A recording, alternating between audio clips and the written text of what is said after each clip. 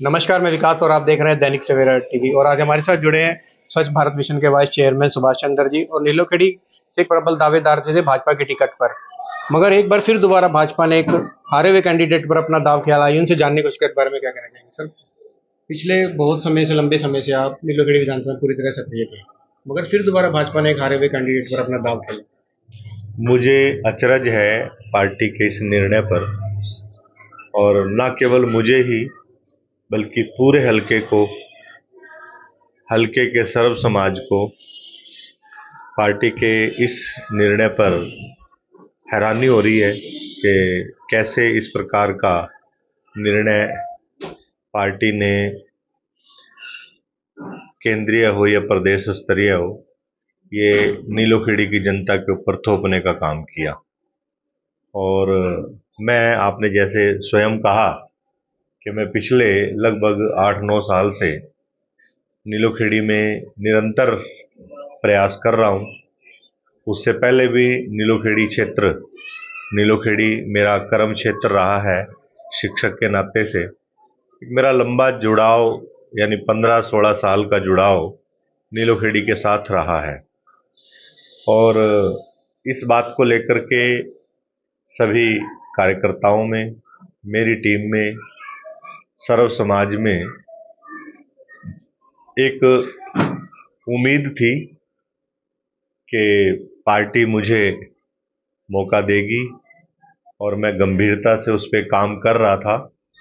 लेकिन मुझे समझ नहीं आता कि मेरे अंदर ऐसी क्या कमी रही, मुझे क्यों मौका नहीं दिया गया। न केवल मुझे बल्कि मेरे अपने समाज को, वाल्मीकि समाज को भी यदि मैं देखूं नज़र डाल करके, तो जीटी रोड बेल्ट पर जहां हमें कम से कम ज़्यादा नहीं 2 और 3 सीटें मिलनी चाहिए थी, 3 मिलनी चाहिए थी, तो वहां 1 सीट देकर के ही पार्टी ने समाज का भी तिरस्कार किया, अपमान किया। और एक ऐसे कार्यकर्ता जो पिछले लगभग 40 साल से, यानी मैं 1984 का संघ का कार्यकर्ता हूँ, सुनसेक हूँ। फिर संगठन के इच्छा से ही राजनीतिक क्षेत्र में आया, और राजनीतिक क्षेत्र में भी मैंने अपनी सर्वश्रेष्ठ ताकत लगा करके संगठन की नीतियों को, जो सरकार ने मुझे जिम्मेवारी दी थी, उस जिम्मेवारी को जन जन तक ले जाने का काम किया। हरियाणा में उसको आंदोलन बनाया, जन आंदोलन बनाया, और उसी की बदौलत हरियाणा को 2 बार स्वच्छता में देश का नंबर 1 भी अवार्ड मिला। अब इसका तो इस प्रश्न का उत्तर तो मेरे पास नहीं है कि ऐसा क्यों किया। ये तो पार्टी का नेतृत्व ही बताएगा ऐसा क्यों हुआ, कैसे हुआ, क्या व्यवस्था रही। लेकिन आज हल्का पूरा एक विवश है, मजबूर है, दुखी है, हताश है। तो सर 5 साल विधायक भी रहे हैं पूर्व में। भगवान दास का वीरपंथी थी, फिर एक 2019 में हार चुके हैं, फिर एक दोबारा दार के लिए नीलोखेड़ी की जनता ने हराने का काम किया था उनको 2019 में। हाँ, ठीक बात है। आपने यही बात पहले भी की थी, अभी भी यही बात है कि भाई जिस दावेदार को, जिस उम्मीदवार को जनता पिछली बार अस्वीकार कर चुकी है, फिर ऐसा क्या कारण बना कि उसी पर पार्टी को दोबारा दांव खेलना पड़ा। जबकि पार्टी पर तो एक नहीं, नीलोखेड़ी विधानसभा में 4-4, 5-5 सशक्त उम्मीदवार थे, मजबूत उम्मीदवार थे। और हमारी तो एक ही मांग थी कि भाई इन सबको भी मौका मिलना चाहिए। मान लो एक क्लास के अंदर या एक राजनीतिक पार्टी में 4 लोग कार्यकर्ता काम कर रहे हैं, और ये पार्टी को भी पता है, पार्टी ने ही हम सबको उम्मीदवार भी बनाया हुआ था। क्योंकि जब भी कहीं पार्टी का कोई कार्यक्रम होता था तो हमारे हिस्से में लगता था कि आप कितनी गाड़ी लाओगे, आप नीलोखेड़ी के दावेदार हो, आपको इतना करना है, उतना करना है। तो जब हम पार्टी ने दावेदार बनाए, फिर हम सब से कम एक बार सलाह लेनी चाहिए थी। और यदि मुझे भी नहीं देना था तो मेरे और भी 2-3 साथी जो प्रत्याशी की दौड़ में थे, उनको भी मौका मिल सकता था, उनको भी नहीं मिला। तो क्या लगता है सर, लोकसभा चुनाव की चाहे बात करें, उसमें भी वाल्मीकि तरफों को एक तरफा कर दिया वाल्मीकि समाज को, और विधानसभा में एक टिकट देकर क्या? बिल्कुल ठीक है। देखिए, हमारे एक बड़े 2 बार के विधायक और मौजूदा मंत्री आदरणीय विशंबर वाल्मीकि जी, हमारे प्रदेश के महामंत्री और 1 बार के मंत्री विधायक और मुख्यमंत्री के राजनैतिक सलाहकार, इतनी सब काबिलियत होने के बाद भी ऐसे लोगों को पार्टी इग्नोर करती है, संगठन इग्नोर करता है, तो फिर कारण नहीं समझ में आता कि भी पार्टी में ऐसा क्या है, या इस समाज में पार्टी को ऐसी क्या कमी नजर आती है कि जो पार्टी महत्वहीन रखती है, महत्व नहीं देती।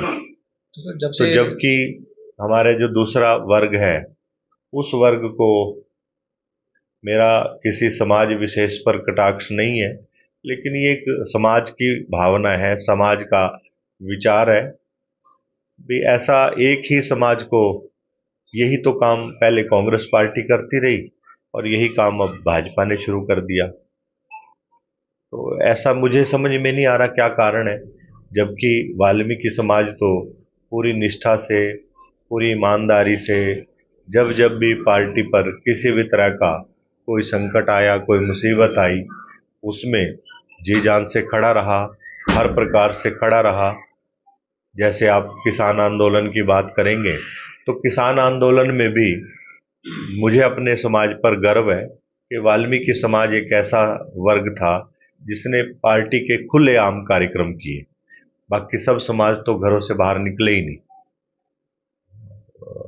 पता नहीं ऐसा क्या कारण है, ये जवाब पार्टी को, पार्टी नेतृत्व को जरूर देना चाहिए।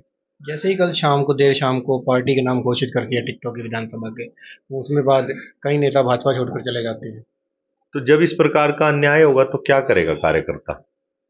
राजनीतिक कार्यकर्ता किस लिए काम करता है? सम्मान के लिए काम करता है ना।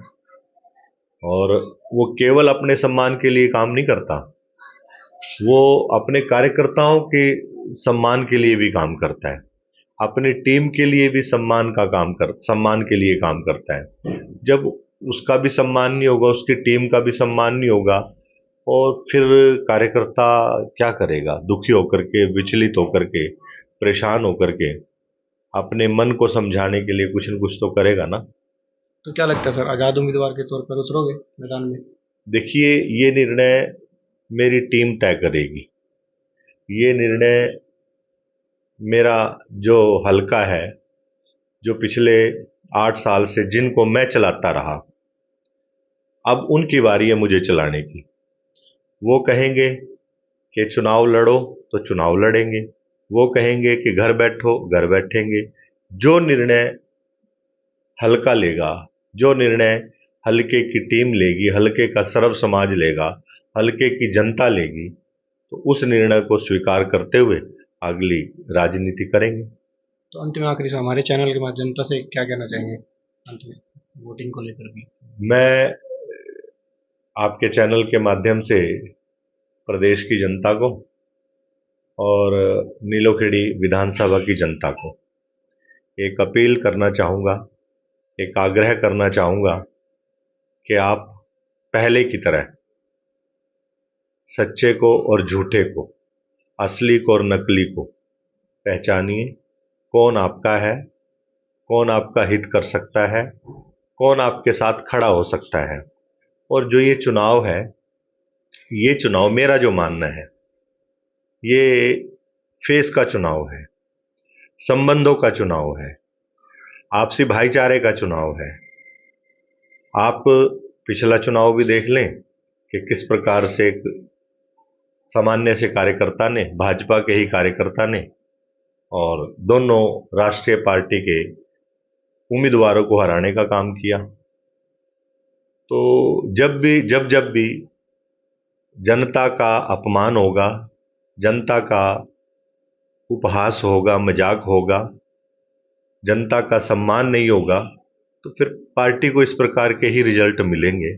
और मैं तो नीलोखेड़ी की जनता को देवतुल्य मानता हूँ कि एक मेरे जैसे सामान्य से कार्यकर्ता को, जो पूरी तरह से मजदूर का बेटा है, मजदूर परिवार में रहा, मेरा कोई राजनीतिक अस्तित्व नहीं, मैं कोई राजनीतिक विचारधारा से नहीं जुड़ा रहा, लेकिन उसके बावजूद भी मुझे सिरमौर बना करके रखा, अपने सिर का ताज बना करके रखा।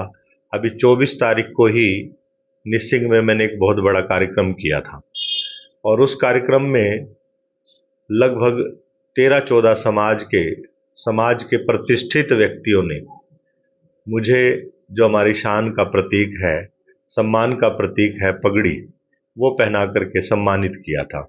और मैंने उनको वादा किया था कि मैं इस पगड़ी की शान के लिए, इस पगड़ी की सम्मान के लिए अपनी हर कुर्बानी देने को तैयार हूँ। और आज ये समय आ भी गया है। मैं तो हल्के की जनता को एक ही बात कहूँगा कि अब तक मैंने आपको परखा है, मैं आपको आदेश करता रहा, अब मैं आपके आदेश की प्रतीक्षा करूँगा। और जहाँ भी मुझे आप खड़ा करोगे, जिस भी रूप में खड़ा करोगे, एक सेवादार के रूप में नीलोखेड़ी की जनता के बीच में, अपने कार्यकर्ताओं के बीच में, अपनी टीम के बीच में उनके आदेश की पालना करते हुए आगे की राजनीति करूँगा। देश दुनिया की हर खबर सबसे पहले देखने के लिए फॉलो करें Dainik Savera TV, YouTube, Facebook, Instagram, X और व्हाट्सएप चैनल पर।